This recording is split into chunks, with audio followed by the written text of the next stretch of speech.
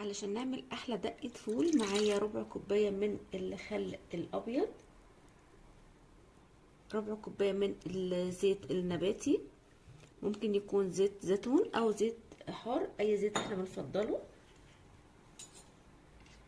معلقة كبيرة مليانة من الثوم الناعم المفروم ناعم، معلقة كبيرة من الفلفل المفروم او دقة فلفل اللي احنا بنحطها في الفريزر للسمك، معلقة كده محترمة مليانة. هنا بقى معايا معلقة كبيرة من الكمون الناعم،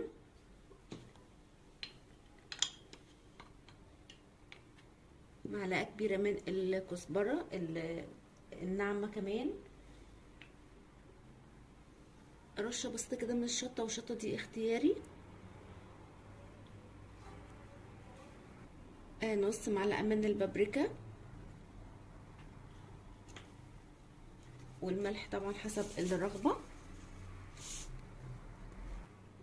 دلوقتي بقى نقلب كل المكونات دي كويس جدا مع بعض.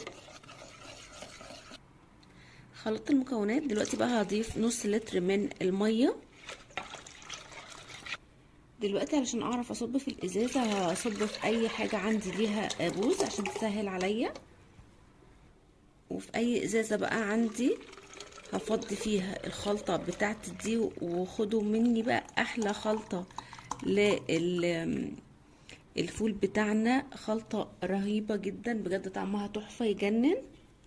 ودلوقتي بقى جاهز معايا زي ما قلنا احلى دقة فول، احلى من بتاعة العربيات كمان، بجد طعمها حلو جدا. كده بقى جاهز معانا احلى دقة للفول ممكن ناكلها في حياتنا، بجد طعمها وهمي. طبعا قبل ما نستخدمها هنرج الازازة كويس جدا علشان ما تكونش مترصبة. فكده تكون جاهزة معانا. يا رب وصفة النهاردة تكون فادتكم، واللي جرب الوصفة وتعجبه تسيب لي رأي في كومنت، والأول مرة في قناتي يعمل اشتراك، واللي عجب الفيديو يعمل لايك. سلام.